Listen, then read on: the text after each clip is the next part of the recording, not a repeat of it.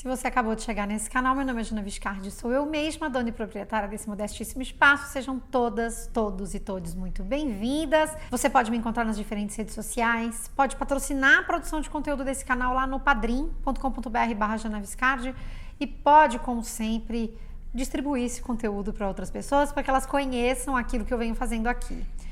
E hoje eu vou fazer um papo assim mais solto para falar sobre capa de revista. Eu já falei sobre capas de revista outras vezes aqui e me chamou a atenção a capa de uma revista dessa semana, que foi divulgada na semana passada. Esse vídeo é um vídeo que está sendo gravado no dia 28 de setembro de 2021. A gente ainda vive uma pandemia no Brasil, sob um governo de extrema-direita que promove uma série de desinformações, que ataca poderes e que mente muitas vezes. Mas enfim, essa capa me chamou a atenção porque ela entrevista uma dessas figuras, qual seja ela, o presidente da República, com aquilo que se chama de uma exclusiva, né? Uma entrevista exclusiva. Bolsonaro não é uma pessoa que gosta de dar entrevistas para jornais que não sejam jornais que o apoiam. Então, ele vai no SBT, ele vai na Record, e para esses espaços ele dá entrevistas exclusivas. Qual é o contexto de decidir falar à Veja? Não sei durante quanto tempo negociaram, né? Aquilo que está por trás da capa, eu não sei. Mas a capa aparece poucos dias depois de Bolsonaro fazer o seu discurso na ONU, em que ele defendeu tratamentos que são ineficazes, em que ele manteve a sua postura, que é a postura de antes. Eu falei sobre isso aqui no vídeo que é sobre Bolsonaro na ONU. Eu já falei em alguns momentos sobre os discursos de Bolsonaro em função de um interesse particular de pesquisa mesmo, e por isso que eu acabo trazendo esses temas para cá. Hoje eu não quero, o meu foco não é falar sobre o Bolsonaro. Eu andei falando bastante sobre ele aqui. Mas para pensar a capa dessa revista que foi a Veja, porque eu sempre penso num livro do Bourdieu que se chama Sobre a Televisão, e que se aplica não só para a televisão, mas também para outros meios de comunicação, para outras formas de atuação da imprensa, e que nesse caso aqui a gente está falando de uma capa de revista. Eu acho que é sempre bom a gente não se esquecer que o que a gente vê ali foi escolhido, foi selecionado para estar ali. Não é o mundo em sua forma natural, digamos assim.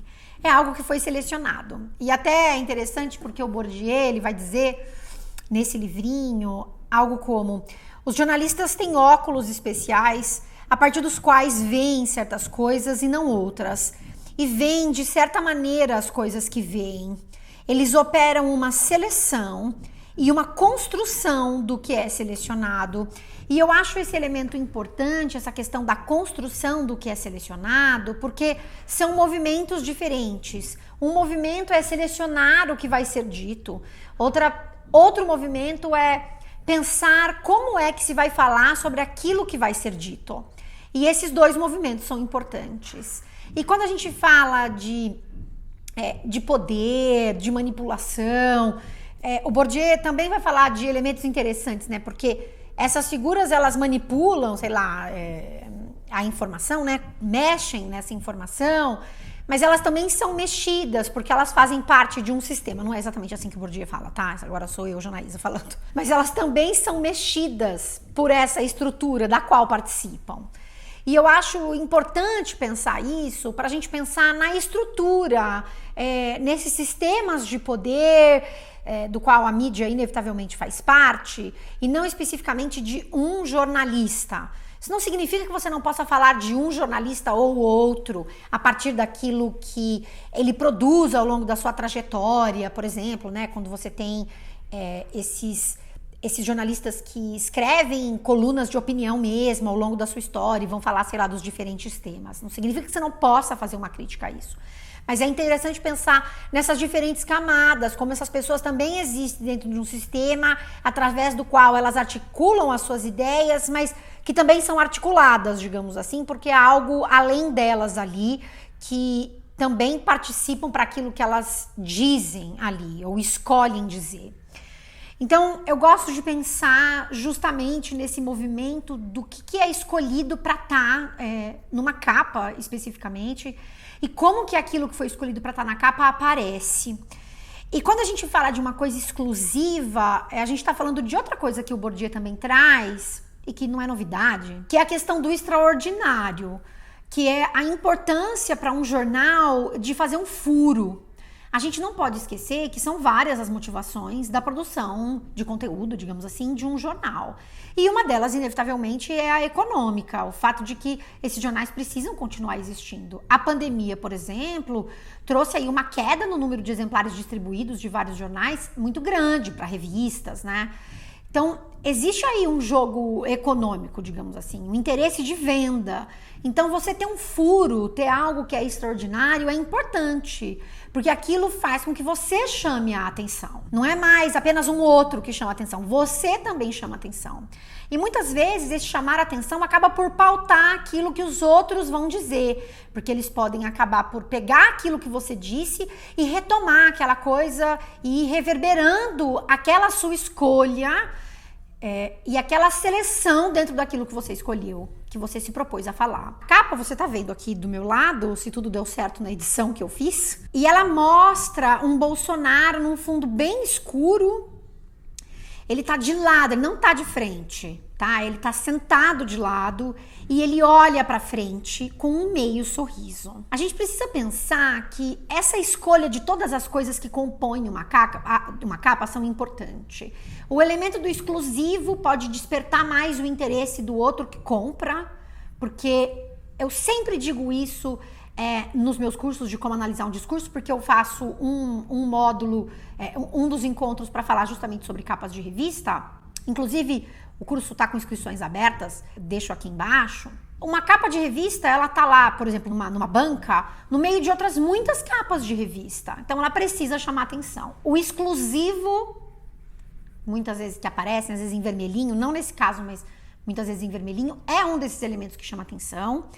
Uma outra coisa, são muitos os elementos, tem a ver com a fotografia que é escolhida. Veja, certamente foram tiradas inúmeras fotos, mas essa foi escolhida. Há uma razão para essa escolha. E quando você olha, é isso, é um sujeito de lado, olhando para você com um meio sorrisinho, né, no rosto. Não é exatamente um sorriso, mas é um olhar, eu não sei se essa é a palavra correta, mas quase simpático para você. Não é uma cara tensa, fechada,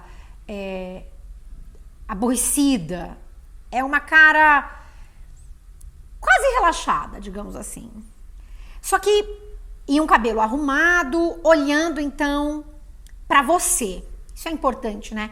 Porque não é um olhar que tá olhando para um lado, sabe? Como quem vislumbra o horizonte ou olhando para cima. É um rosto que olha de frente para você, né? Ele flerta com você, esse olhar. E aí embaixo tem uma fala entre aspas. Quando você tem as aspas, você já supõe então que é uma fala dessa pessoa, de quem vemos a imagem na capa. E essa fala diz o seguinte: a chance de um golpe é 0. Abaixo, na linha fina, tá assim. Em entrevista exclusiva, Jair Bolsonaro conta bastidores do conflito entre os poderes, diz que não vai, entre aspas, melar as eleições de 2022, garante o respeito do governo ao teto de gastos e explica a sua opinião sobre as vacinas. É muito importante a gente pensar nessa escolha dessa figura, e não só da figura e de tudo que aparece aqui com ela. Então, essa foto, com essa cara, nessa pose de lado. Tem também a gente pensar a frase que foi escrita para compor essa capa, e tem embaixo os tópicos que foram escolhidos para compor aquilo que ganha destaque na capa. Veja que está se dizendo que ele conta os bastidores do conflito entre os poderes. E aqui tem um elemento importante, porque ele ataca os poderes muito. Ele participou de manifestação contra o STF. E aí é curioso a gente pensar justamente no papel da imprensa, da manutenção daquilo que está lá. Isso também não é novo, né? E também no papel da imprensa em acolher essas figuras para que digam o que bem quiserem dizer. Não é todo mundo que tem espaço para ser capa de revista, entende? Isso é importante a gente entender. Ele é escolhido e acolhido para dizer o que quiser dizer da sua perspectiva. O que quiser dizer. Mesmo que seja aquele que propaga fake news, mesmo que seja aquele que fala um monte de mentira, mesmo sendo aquele que encabeça um movimento fortíssimo de extrema direita. E aí é curioso porque a fala escolhida parece fazer parte de uma distopia, porque é aquele que ameaça os poderes dizendo que a chance de um golpe é zero. Qual é a credibilidade de alguém que ameaça os poderes o tempo todo em afirmar que a chance de um golpe é zero? E qual é a confiança que as pessoas devem ter para essa fala? E por que é que um jornal, uma revista, escolheria dar destaque para essa fala? Não parece a você surreal que uma capa de revista resolva destacar esse recorte, dizer, olha, ele está dizendo que a chance de golpe é zero? Por que é que você acredita ou destaca a fala de quem corre o risco de dar o golpe? Por que é que essa escolha é feita? E como é que essa escolha é feita? Não é só o propósito de vender mais capas, né? Tem aí a manutenção do status, tem aí a escolha por dar ainda mais visibilidade, porque ele é o presidente, tá entendendo? Às vezes eu vejo as pessoas falando assim, ai, não se devia dar visibilidade pro Bolsonaro. Gente, o Bolsonaro é o presidente, sabe? Ele não é a mesma história de alguém que nunca foi visto e que as pessoas ficam compartilhando os vídeos dessa pessoa. O Bolsonaro é o presidente. As pessoas falam dele no Brasil e no mundo. A questão, claro, é como se fala, do que se fala sobre o presidente. E aí é interessante pensar na linha fina, né? Como eu disse, é ele falando dos bastidores do conflito. Ele é o próprio conflito. E é interessante a gente pensar na escolha de palavras, porque é quase uma brincadeira, entende? Primeiro você escolher essa frase como a citação. Depois dizer que ele não vai melar as eleições de 2022. Ele tendo dito provavelmente a palavra melar, né? Porque tá entre aspas. Só que veja, é ele quem tá falando contra as eleições o tempo inteiro. Por que você tá destacando essa fala? Qual é a razão para acreditar no que ele está dizendo e, em acreditando, colocar isso na capa de um jornal? Quando todos os dias as pessoas dizem, agora ele moderou, e aí ele desmodera, porque não existe moderação, como eu já disse antes, na extrema-direita. Garante o respeito do governo ao teto de gastos e explica a sua opinião sobre as vacinas. Veja, aí essa escolha tem a ver, claro, com o entendimento de economia que o jornal tem e que ele aqui está garantindo, e isso é importante para falar com setores da sociedade para as quais o teto de gastos é um elemento importante. Então é como se fosse para dar uma credibilidade, digamos assim, a esse elemento econômico que supostamente o colocou no poder, né? E aí explica a sua opinião sobre as vacinas. Veja, Bolsonaro, ele declara que não tomou a vacina. A gente tá chamando de opinião aqui, né? Os presidentes todos das grandes potências foram lá tomar, tirar foto, incentivaram. Ele nunca fez isso. Ele faz uso de uma ambiguidade aí calculada, eu já falei disso aqui também, não ter que se dizer, para poder dizer, não, eu nunca disse que era contra as vacinas, mas ele nunca se colocou a favor delas, para valer, de sentar ali, botar o braço e vacinar, pedir para as pessoas vacinem. Ele sempre fala, você vacina se você quiser. E essa condicional é muito importante, porque na sequência ele faz uma série de discursos falando mal das vacinas, dizendo que não vai comprar vacina se não tiver isso ou aquilo. E, de novo, em discursos que são sempre muito ambíguos. Então, esse espaço ao discurso da extrema-direita, que é recheado de teorias da conspiração e mentiras, é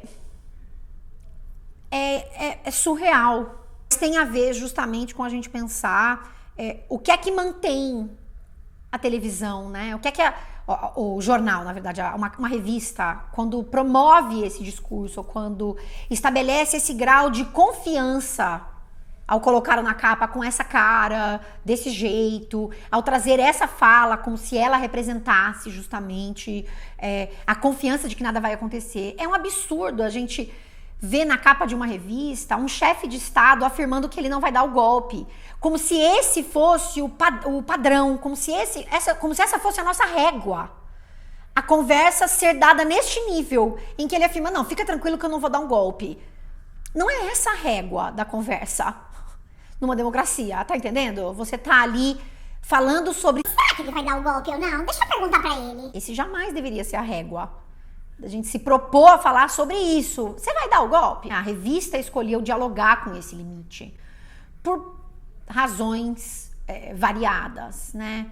O furo, os interesses, o alinhamento ideológico, sejam quais forem as questões, elas são importantes para a gente entender o que faz de uma revista, de um jornal, serem importantes para a manutenção de um status, de uma condição, dando lugar de destaque, de confiança, nesse tom de credibilidade a uma figura que é o oposto da credibilidade. Eu tenho uma conclusão boa para te dar? Não tenho, tá? Mas eu acho sempre importante a gente entender isso e entender essas diferentes camadas que participam para que isso aqui seja possível. E que para que a gente vá criando, então, um lugar de... Porque isso foi muito reverberado depois. Você vai homogeneizando um pouco essa conversa, vai tornando esse discurso possível, isso vai virando uma coisa, a gente vai se anestesiando, porque já vira uma nova... É o novo normal. Você falar sobre o presidente, se ele tá a fim de dar o golpe hoje ou não, sabe? Então, gente... Então vai se consolidando esse lugar desse tipo de conversa como se ela fosse plausível. E aí vai se criando, então, esse cenário em que você dá visibilidade para a fala de quem quer dar o golpe, ou demonstrou que poderia querer dar o golpe. Como se essa fala fosse plausível e merecesse o espaço dessa maneira, não como um lugar de crítica e de completo repúdio a esse tipo de posição, mas de visibilidade mesmo para esse tipo de postura. Porque quando você coloca o sujeito na capa e ele diz isso e você destaca, é como se esse tipo de diálogo fosse mesmo plausível e parte importante de uma conversa política. Então veja que nesse jogo do exclusivo, daquilo que eu consigo e você não consegue, e de alinhamento ideológico em torno dessas, pelo menos parte dessas ideias, a gente não pode esquecer o quanto a economia é um elemento que ganhou destaque, né, nesse governo, embora seja catastrófica, é esse lugar idealizado em que se segura muita gente no apoio a ele, ou seja lá o que for, o quanto isso coloca no lugar da plausibilidade, sei lá se essa é a palavra, para um discurso que é inaceitável, deveria ser inaceitável e, portanto, não deveria compor uma capa em que você tem esse olharzinho aqui, quase fofo, ingênuo quase, de alguém que é quem está o tempo todo em conflito com os outros poderes, se colocando contrário a esses poderes e se colocando contra a democracia. Não é plausível, não deveria ser, mas esse é o jogo de uma camada, digamos assim, da nossa sociedade que tem muito poder e que determina um pouco como é que as coisas são pensadas, refletidas, né? Ao fazer justamente essa escolha e construir em torno dessa escolha esse tipo de capa, né? Esse recorte aqui. Achei importante fazer essa conversa com vocês. Deixo aqui embaixo o link, você pode também se inscrever no meu curso, em que a gente fala bastante sobre essas coisas. Um beijo para todo mundo. Você pode também sempre apoiar, se tornar membro aqui no YouTube. E é isso, a gente se vê numa próxima. Tchau, tchau.